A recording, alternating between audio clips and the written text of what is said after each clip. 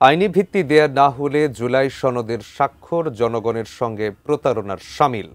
আর যারা জুলাই জাতীয় সনদে স্বাক্ষর করেছে তারা জনগণ থেকে বিচ্ছিন্ন হয়ে গিয়েছে বলে মন্তব্য করেছেন জাতীয় নাগরিক পার্টির আহ্বায়ক নাহিদ ইসলাম। আজ শনিবার দুপুরে দলটির কেন্দ্রীয় কার্যালয়ে আয়োজিত সংবাদ সম্মেলনে তিনি এমন মন্তব্য করেন। মাহতাব মিনহাজের রিপোর্ট।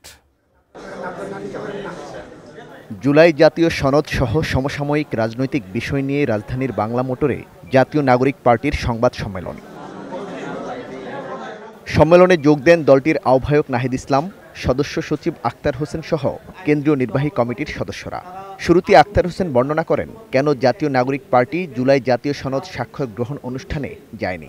জুলাই সনদের আইনি ভিত্তি না দেওয়া এবং বাস্তবায়নের পথরেখা জনগণের কাছে স্বচ্ছ ধারণা উপস্থাপন না করায় জাতীয় নাগরিক পার্টি এনসিপি আমরা গতকালের জুলাই সনদ স্বাক্ষর অনুষ্ঠানে উপস্থিত হওয়া থেকে বিরত থেকেছি। বিজলি কেবলসের স্কিন কোটেড ইনসুলেশন আগুন প্রতিরোধী। বিজলি কেবলস, নিরাপদ আজীবন। সাংবাদিকদের প্রশ্নের উত্তরে দলটির আহ্বায়ক নাহিদ ইসলাম বলেন, জুলাই জাতীয় সনদ স্বাক্ষর অনুষ্ঠানের মাধ্যমে জনগণের আকাঙ্ক্ষার কোনো প্রতিফলন ঘটেনি।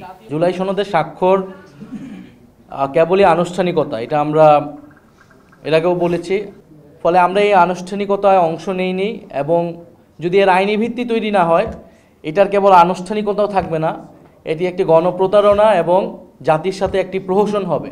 নাহিদ ইসলাম আরও বলেন, আইনি ভিত্তি না পাওয়ার পরও যারা জুলাই সনদে স্বাক্ষর করেছে তারা জনগণের আস্থা হারিয়েছে। জাতীয় রাজনীতি থেকে ছিটকে যাওয়ার যে বিষয়টা আমরা বরং দেখি, যারা গতকালকের অনুষ্ঠানে গিয়েছিল, গতকালকে যেই প্রক্রিয়ায় স্বাক্ষর নিয়েছে, গণ অভ্যুত্থান থেকে এবং জনগণ থেকে তারা ছিটকে গিয়েছে। ফলে আমরা চাই যে তারা জনগণের কাছে আসুক। এ সময় দলীয় প্রতীকের বিষয়েও কথা বলেন নাহিদ ইসলাম। জানান, নির্বাচনী প্রস্তুতি হিসেবে খুব শিগগিরই প্রকাশ করা হবে প্রার্থী তালিকা।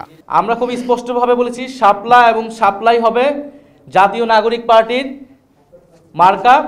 সেই মার্কা নিয়ে আমরা নির্বাচনে অংশগ্রহণ করতে চাই। জুলাই জাতীয় সনদ স্বাক্ষর গ্রহণ অনুষ্ঠান ঘিরে জুলাই যোদ্ধাদের উপর হামলার নিন্দা জানানো হয় সংবাদ সম্মেলনে। আমরা তীব্র নিন্দা এবং প্রতিবাদ জানাচ্ছি। Mahtab Minhaj, ATN news, Dhaka.